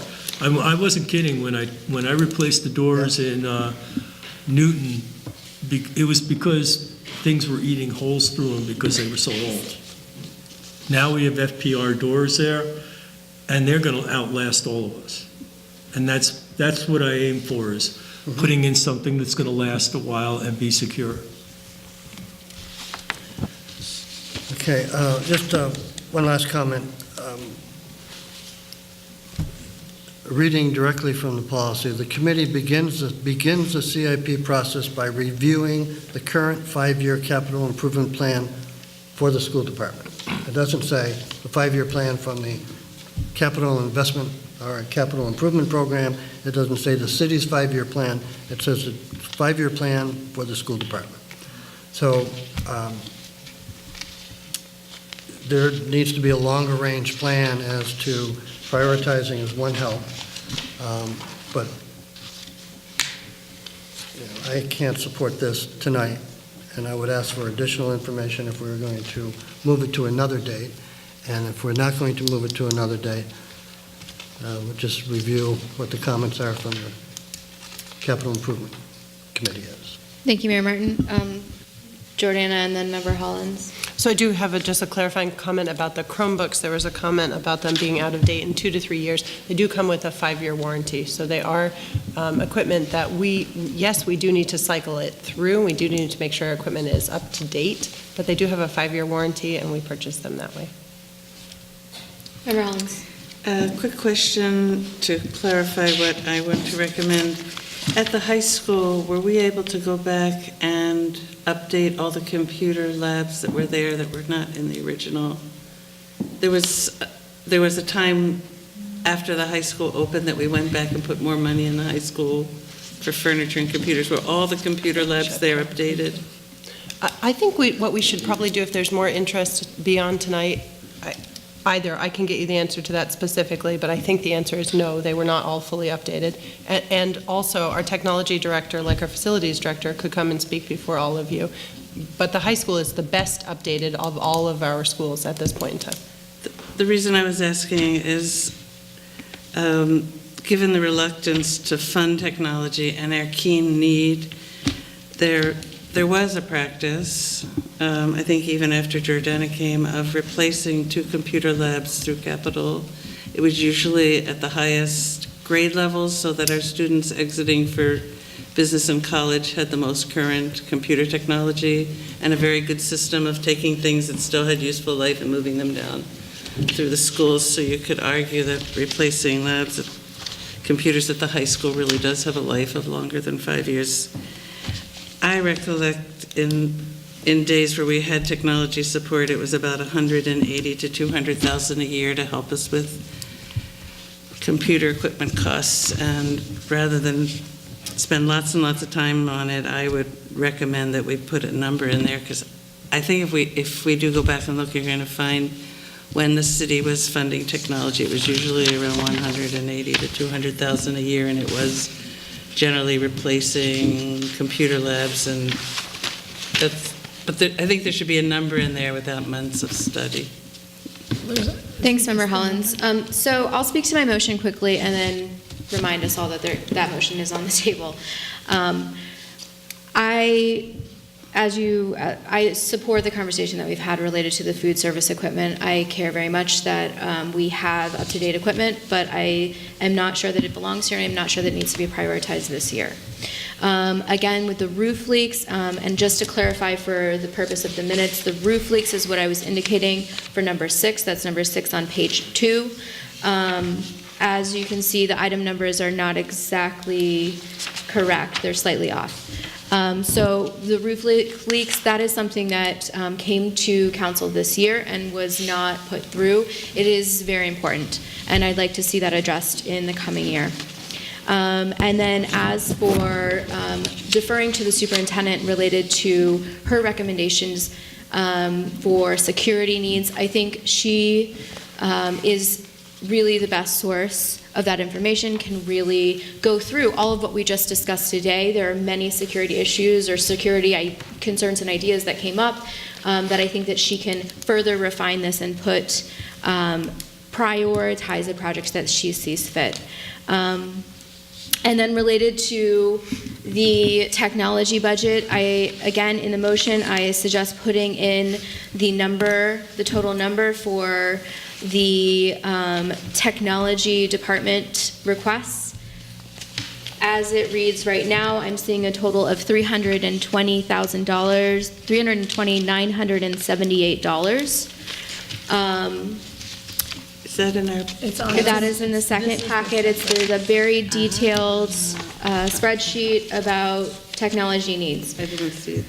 So I think that there is some conversation to be had about what is necessary for putting forward in terms of the longevity of the equipment or changes to facilities that we're making through the capital improvement process, and I support that. I 100% support a collaborative approach and continued inquiry from the mayor and other members as to what ultimately gets put forward to council.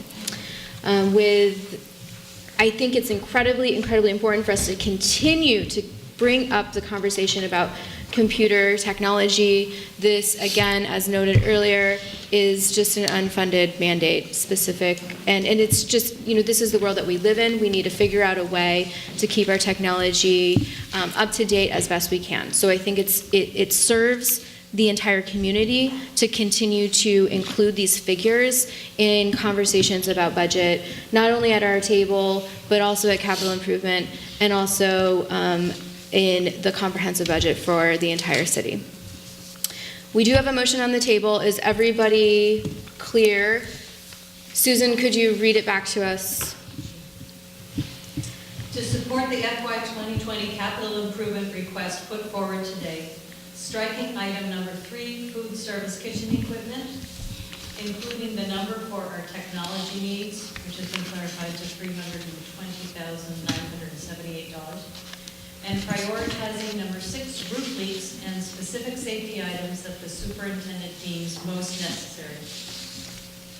Okay, is everyone clear? Can we clarify the total number then? It's 1,101,000 minus, plus 320 minus,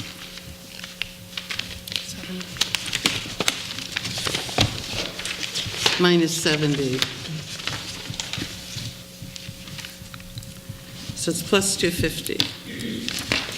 So it's Approximately, yeah. Yes, so it's approximately 1.350. Thank you, Member Hollins. Okay, yes, Mayor Martin. There are grants available for communities, for computers, internet access, replacing Chromebooks, a number of specific areas for technology. And rural communities are considered a bit special this year anyways. So because we have poor access to internet, and we have also a number of mandates from the state. So I think pursuing that and offering those as options by the grants administrator for the school department might be helpful for the entire committee. Thank you, Mayor Martin. Okay, are we ready to vote? All right, all those in favor? Aye. I'm seeing 4. All those against? Seeing 2, motion passes. Could I explain why I voted against it? 10 seconds. It was the total amount and the not enough information on a couple of the items. Thank you, Member Hollins. So this will move forward as per the language in the motion. And Superintendent, if you could keep us informed as to the progress. Thank you. So our next item is the location of upcoming meetings. It's my understanding that the council will be meeting next week at the Johns on Communities. Oh, thank you so much. Thank you I'm very much. sorry. My apologies. Thank you very much. The council will be meeting at the Johns on Community Center. The committee voted to have our meeting here for this month and last month. So there's a need for some discussion about where we will meet next month and potentially moving forward. There was some interest in moving to the John Zahn Community Center. I think that there's a few details that still need to be worked out related to that, but this is here for us to have this discussion. Yes, I would entertain a motion for us to plan to meet at the John Zahn Community Center for the February meeting and moving forward. So moved. Second. Super. I actually kind of want to put pause and go back and suggest that if there's any kind of something that comes up related to the planning and coordination, that we just request that the superintendent help to coordinate an alternate venue. My understanding is that all the details are getting worked out now, but there's some stuff that we'll have to work out specific to us.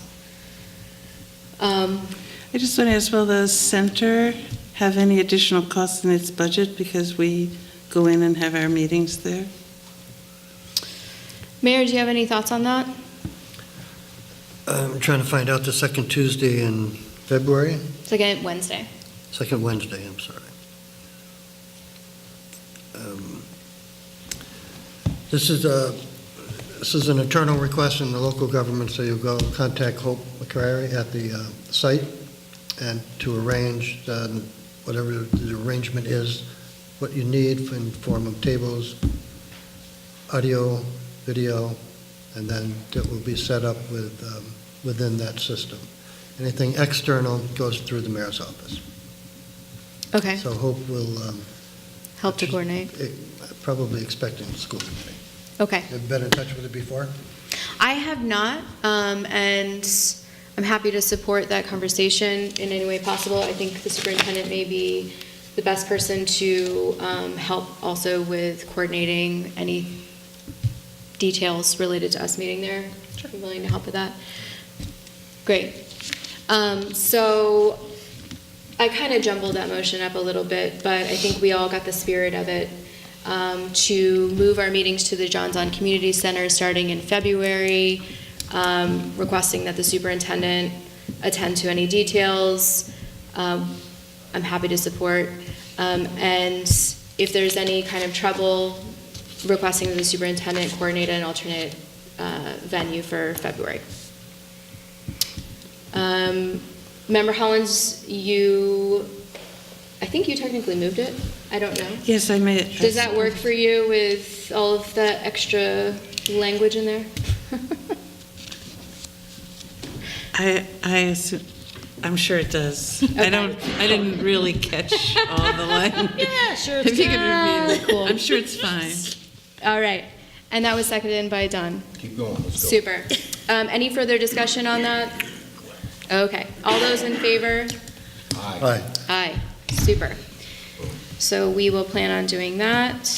There are, as I mentioned earlier, a couple of new business items. I have just some quick things to mention briefly. One of them is that if anyone has any input related to subcommittees, I would like to bring that to the table at our next meeting.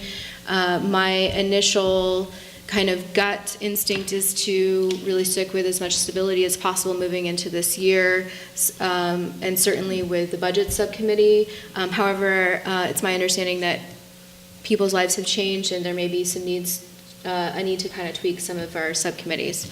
So look forward to that next month. And then I think there's one other.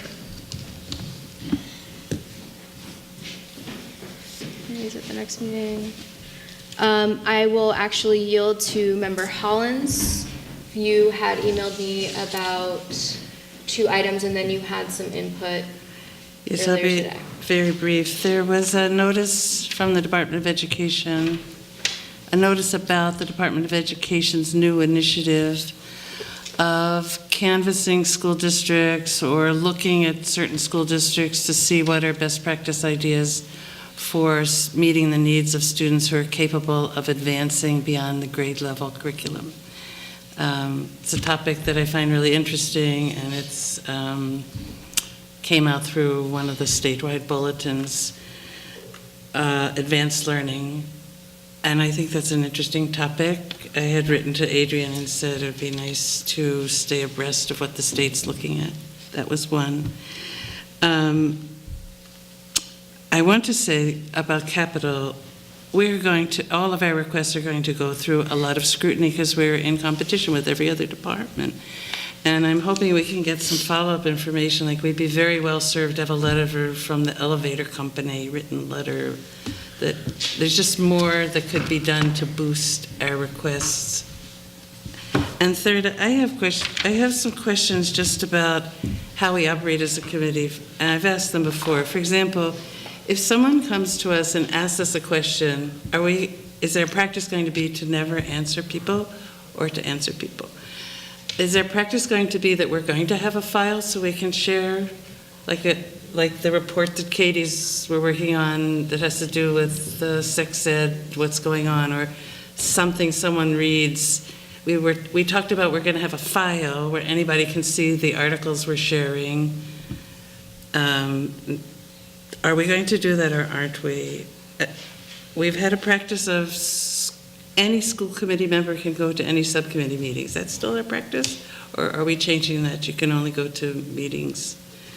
So there's just some questions about how we're going to operate. I was told once that anyone who calls in if you're on remote, you're not allowed to say anything. Is that our practice? I just think it would be really helpful to clarify just a few things that are questions so we know. I'd love to have that discussion because I'd love to know, are we going to answer people that come to us with questions? So that's that. Thank you. I'd like them under new items to talk about. Thanks, Member Hollins. I do have a couple of responses for some of what you brought up. So we did a long time ago sort of come to a casual agreement that we wanted to have a file to kind of hold some shared documents. So I will follow up on that. We just kind of came across a little bit of a hiccup and then it got dropped. So I will follow up on that. I'm not complaining. It's just I would like us to have a discussion of how we operate. It's okay. I do want to also, related to that, just kind of follow up and make sure that we wouldn't be in violation or close to violating any open meeting laws. It needs to be totally accessible to the public, etc. So whatever we do, I just want to make sure that we are definitely dotting our I's and crossing our T's with that. And that brings me actually into the subcommittee meeting. I'm familiar with some of what you're referring to related to the policy subcommittee. And what I've seen with our group over time is that we've gotten better and better this year at just ensuring that we're in compliance with open meeting law and that we are running our meetings really efficiently. And my understanding of the open meeting law is that if you're not a member of the subcommittee, you are therefore a member of the public, and so you should be treated as a member of the public. I was recently informed by an MASC member that actually members of the public are not even supposed to be at the table with us. We've been pretty casual here in Greenfield. We're a very open community. We tend to be very inclusive at our subcommittee meetings. I've been to many subcommittee meetings where we've had people at the table with us. It's a brilliant conversation. I was informed that actually the Attorney General doesn't want that to happen, and that there should be some separation between our group and members of the public. As for participating remotely, again, if you're a member of the subcommittee, my understanding is that you can participate remotely. What cannot happen is a quorum needs to be present in physical form. One person, therefore, with our current subcommittee configuration, with 3 people per subcommittee, one person can participate remotely, but the other 2 need to be present there physically. I think the chair has to be present physically. So I've actually given the open meeting law guide to this group, I think 3 times. And what I'll do is I'll go back through it. I also had a member of the public request that I inquire about whether or not we can adjourn from public session formally prior to entering into executive session. So I will follow up on that in order to clarify some of these open meeting law items. I definitely want to support us in following the law. My point is, whatever our guidelines are going to be, I think we should know them, and then we should follow them all the time, and everybody should be treated the same way. And I don't care what agree they with are. you, and what I'm saying is that what we're experiencing is a transition into better following the law. And so we're doing a really good job. And I'm really proud of that transition. And it's a learning experience for all of us. And so I will definitely, again, go back, link everybody into the open meeting law guide, double check about the adjournment item, double check about the position of the public, and get back to you before our next meeting, hopefully in the next week. Yes, Mayor Martin, and then Member Ekstrom. Just to follow up on your suggestion that there should be no communication. I didn't say that. Okay, so then the impression I got was that there's no professional courtesy going on when you have members of this small committee show up at a subcommittee meeting and they're not allowed to speak? Is that what you were referring to? That is not at all what I said. Our practice has always been to include public comment. That is actually up to the discretion of the chairperson. And I think maybe one time in the time that I've served, I've seen a subcommittee choose not to have public comment for a particular reason. So we do welcome public comment. The way that we've done that is to have the public comment at the very start of the meeting, and we follow our public comment policy. I'm speaking to members who are not in or on a subcommittee, showing up at a subcommittee meeting and not having the ability to speak to the subcommittee. Is that what It's my understanding that they are a member of the public, and so if they'd like to speak to the subcommittee, they should do so at public comment. It's also my understanding, and I would like to double check this, that if there's certain comments that they want to bring to the committee through the chairperson, say maybe they can't attend, I believe that that's okay, but I don't, I will double check all the subcommittee rules and report back to you on it. All year I've been long. to I still have the floor. I've been to subcommittee meetings at the state legislative level, and the chair of the committee always allows the other members of the legislature to speak first, and always allows any other secretary officers to speak at subcommittee hearings. So I'm thinking, and I've actually seen the Attorney General speak ahead of everyone else because she's the Attorney General. And I think that when we have subcommittee meetings, and we don't allow one of our members to be part of the dialogue, whether they're a member and you have professional courtesy, or they're a citizen, is not transparent enough for me. And I think we need that feedback, and that's where it comes. Again, we can debate this if you want, anyone, but I have several comments for new business, and I'd like to get some attention to them at some time in the very near future. So the civics regulation plan by the superintendent, when will we have that? It's in my annual goals, and there's a request for me to bring a mid-cycle review in March. Those were just voted in November, and there's a request for a mid-cycle review in March, is my understanding from the chair. So will we be presented with that and not have the ability to address it in the 2021 budget? I'm sorry, 2020 budget. Any budgetary request would come forward in the budget. Any recommendations for staffing, if there was a suggestion for staffing or increasing the level of staffing to support the changes in the civics law, that review is well underway. The high school and their staff are reviewing it. My office is reviewing it. So that work is underway. But if there's a specific request from the committee or from anyone else for staffing, I'd be happy to review it. Okay, is there an interim report? Are we considering breaking up the civics content into different subjects and different classrooms? It wasn't my understanding that the committee called for an interim report when my goals were voted on. Right. But will there be an interim report? My understanding is I'm scheduled for a mid-cycle review in March. I'm talking not about your evaluation, I'm talking about the curriculum at the high school. When would you like a report? I'm just suggesting that you would offer a date on the interim report. Great. Of the progress made. I'll work with the high school principal to get a date and bring it back to the committee. Thank you. I want to repeat again, as I have done in the past, subcommittees cannot make decisions and vote. Everything the subcommittees do comes back to us as a whole committee to make a decision, so that we're inclusive of every member. We have I learned tonight, another new principal. And so I think the middle school and AEL, both are new principals this year. Yes. So do we have a monitoring system or program set up for each principal? Do you mean a mentoring program? Mentoring? We do. We have another principal mentoring? We do.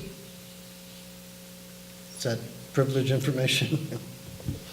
Are you asking for details I about believe that? it Well, is. just- we have, Yes. Four Corners mentoring AEL, or Federal Street mentoring AEL. So internally, we have administrators within the district, and we look to pair people with professional licensure is one thing that we look for, expertise in the same grade level, and then other factors that would help with compatibility in the assignment.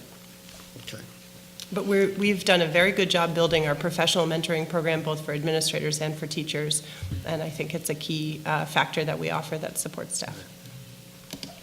And lastly, for my comments anyways, are there was a discussion earlier about an audit. I believe it is not only in our purview, but a mandate that the school committee review the annual audits. Yes. Can we get the annual audits for the last 2 years for the school committee and review them? Could you forward them to me? The superintendent has them. Sure. Can the superintendent forward them?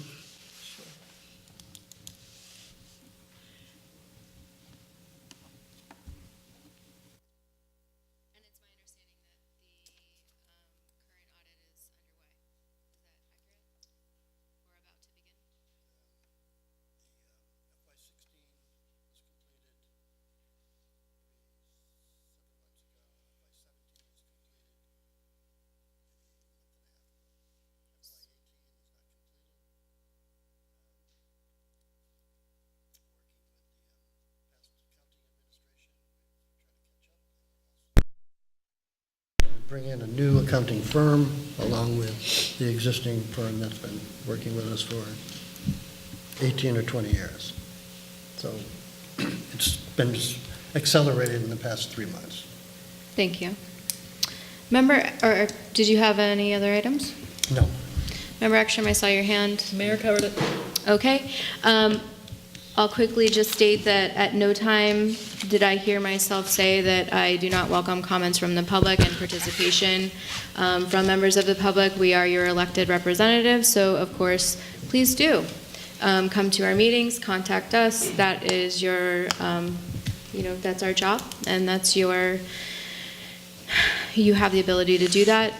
Again, I will follow up on all the open meeting law stuff. Don? I'd like to take a minute just to address the meeting that I believe is raising the question about other committee members speaking outside of the subcommittee. It was my understanding that as chair, I am responsible for the agenda. And with this project going through 321 policies and personnel coming from across the state to meet one night a week, to do this, it was my determination to limit the conversation to administrators, to the MASC team, and to active members of the subcommittee.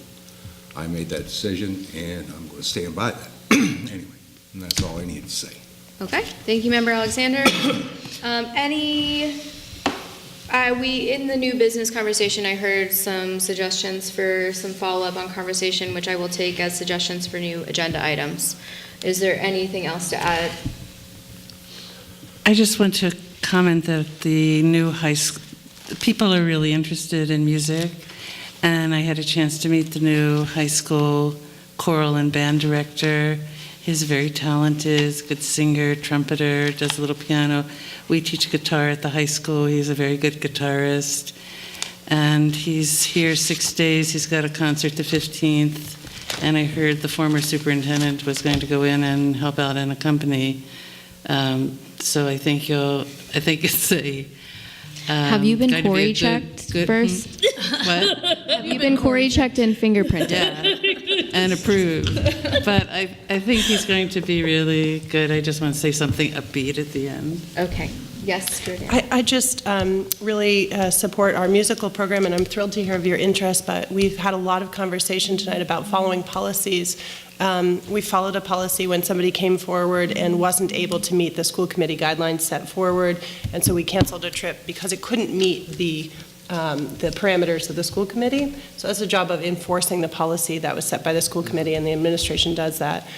We are talking about following policies for CIP. We also have policies for how school committee interacts with staff, and that includes notifying the superintendent if there's involvement in the school. There are opportunities for this committee to also follow policies. Thank you. Aren't volunteers approved by the principals? Because I wrote an S, if I could. As committee members, we should always be looping in the superintendent. I'll review the policy too and forward it. It's also in contractual language. So with that, we will be ending our public portion of tonight's meeting. We do have a handful of executive session items to discuss, strategy with respect to collective bargaining and litigation. If an open meeting may have a detrimental effect on bargaining or litigation position of the public body, and the chair declares, we will be touching on some litigation Unit A and Unit C, and we will come back simply to adjourn. So thank you, everyone. Can I have a roll call to enter into, to enter into executive session, Move please? to enter into executive session. Thank you, Mayor. Is there a Second. Second by Member Alexander. Roll call. Yes, please. Mayor Martin. Governing visits. Committee Member Hollins. Yes, what? I'm sorry. You're voting to go into executive Yes. session. Okay, Committee Member Karen. Yes. Committee Member Ekstrom. Yep. Chair Nunez. Yes. And I vote yes. Super. Let's take a That's my 5-minute last break and then come right back.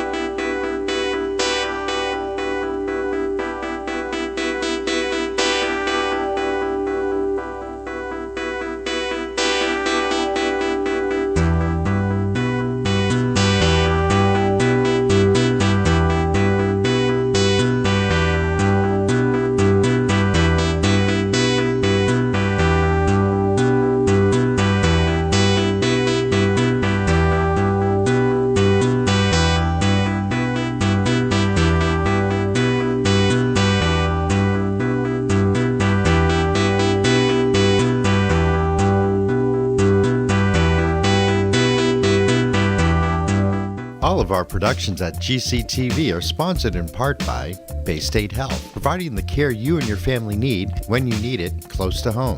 Visit them online at baystatehealth.org. Greenfield Savings Bank. Visit them at 400 Main Street in Greenfield. Call them at 774-3191 or go online to greenfieldsavings.com. Greenfield Community College, providing access and excellence in higher education in the Pioneer Valley. Visit them at gcc.mass.edu. The Hammond Family. The Hammond family are longtime supporters of Greenfield Community Television. New Fortune Chinese Restaurant on the Mohawk Trail in Greenfield. Visit them online at newfortunema.com. Call them at 772-0838 and check them out on Facebook. Real Cleaning Services, cleaning Hampshire and Franklin County since 1972. We don't cut corners, we clean them. Check them out online at realclean.com. Call them at 413-422-1143.